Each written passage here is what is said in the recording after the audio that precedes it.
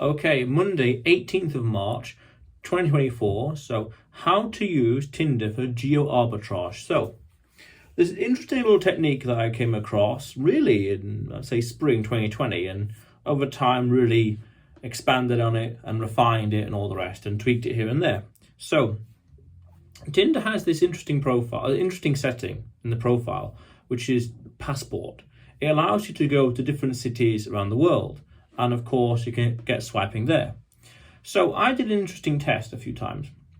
I put my location in different cities across the world, and I would do a certain number of swipes, 1,000, 2, 3, 4, something like that, in order to gauge, in order to quantify where I am, lack of a better word, best in demand, or most in demand here or there, or not at all there, or kind of over here, or a lot over there, or no chance over here, that kind of stuff. And that was a deciding factor and where to plan and to go ahead in the future, where to focus on language, culture, attitude, this particular area. So I can say with confidence that in a few certain countries, not really in demand. In another country, big demand. In another one, very big demand. And the one next to it, very little demand. The one not too far from it, almost as much demand. So that way I know where I'm in demand, lack of a better word, in different countries. That means that within reason, it's going to be easier to find a girlfriend because there's a wider pool of women that are interested in me as the man. That's the important thing. And the bigger it is, the more selective I can be, the more picky I can be who to spend time with. That's very important. The more picky I am, the higher quality she's bound to be, because ideally, in the future, we're leading towards marriage and children and whatever else. So then in theory, if that's the case, we want to have the highest quality woman as possible, which means we want to have a widest pool of women available possible. But then, where would I find the widest pool? Well, we have to test. This country, that country, go here, this city, that there, everywhere else. So I've learned quite a few things about certain countries where I'm wanted, where I'm not wanted, so to speak, okay? Not to mention the fact you're talking to hundreds, if not thousands of women. You will talk and you will learn all kinds of things about the psychology, what they want, whatever else. It's absolutely amazing what you will learn by talking to thousands of people. Makes sense. Okay. So, going where you're treated best. Great quote by Nobel capitalist Andrew Henderson. Go where you're treated best. So where would I be treated best in terms of women, in terms of dating? Well, where I've got the largest pool. Okay, fair enough. So you've got to test different countries. Now, with that knowledge, then we can better determine where to move to in the future, because that's an important factor, the dating scene. Now, of course, okay, hold on. There was just some strange noise, not sure what that was. But now, of course, we use that data, knowing which country, which city's most in demand, along with other data we have for the place. Cost of living, culture, climate, usual things like that, bureaucracy, taxes, whatever else. It's an extra variable to include when deciding where to go. Because with that test and researching other aspects of countries, I've come to realise that not here, but not there, but over there definitely.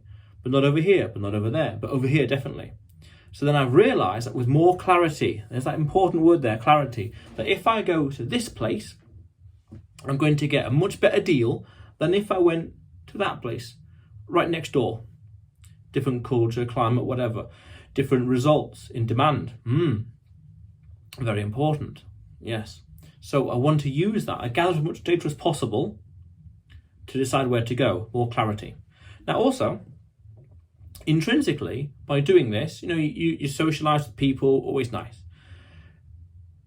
You improve your skills, socialising skills, very important. But also, you start to get a lot of numbers, a lot of contacts. A lot of contact, meaning you're well connected. Knowing people in different countries can be generally useful. It just intrinsically, that could be quite useful as well. Okay, but also you learn a lot about the female psyche, the way they think, where they feel, where they process things. This kind of goes more into the virtues of using the app, as opposed to, say, meeting people in person. Because the big difference here, and this is an important distinction, with the apps, you can meet people a lot faster. The quality of relations are much lower, much weaker, because it's all online. It's all make-believe until you meet in person, which is slow, which is the atomic world as opposed to the digital world. Now, the atomic world, or the reality, let's say, the relationships are going to be a lot stronger because you're meeting in person, but it's a lot slower to meet new people. Fast, low quality relations, quick and slow and high quality relations. So we want to move from one to the other. So what that means is, let's say you want to move over here and you've already got the date, you know when to go, you've got the flight booked, whatever else. So a month, why not more, of course, but at least a month in advance, you start doing this test, you start experimenting. You could say, right, I want to swipe 10,000 times and let's see who's there and get connecting, building a network, getting numbers already. So when you land, you hit the ground running and just go straight into it in terms of the dating. Now, other aspects of life, of course, that's another conversation. But right now we're focusing on the Tinder app. Now, we can go one step further and open up Excel, spreadsheet, and do all sorts of specific details, all sorts of data metrics. The city, distance, ages, whatever else, and do loads of swipes. One simple thing that I tend to do is I'll pick a city. It doesn't matter, I pick a city, and then I'll do a few thousand swipes depending on a few factors. 1,000, 10,000, 5,000, whatever swipes. And then see what happens. Of course, the more the merrier. Why not 50,000? Because you never know. If 1,000's good, well, why not 2,000? Why not 3,000? But, time, life constrictions, things like that. So get an Excel sheet and count, tally how many swipes. Now you could also tally how many people women in different places, this place, this city, that city, this town, whatever else, by all means, to the nth degree. And if you're really advanced, you could find ways of plugging it into ChatGPT and using Tinder's API, but that's way beyond me. I don't know much about that. And also there's kind of ways of automating on Android, but I was unsuccessful with that. But the point is, we want to quantify and measure through an Excel sheet to really maximize the results, maximize the performance. Because if you've got 1 month before you land, we want to really get as many ready as possible. Then we go straight into it. Big pool of women, more choices of wife, better, which results in a better quality wife in the end, which is a better relationship, which is what we want. So that's one interesting little technique I noticed.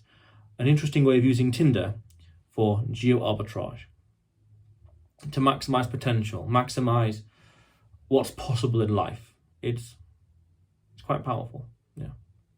But otherwise, you will see me tomorrow.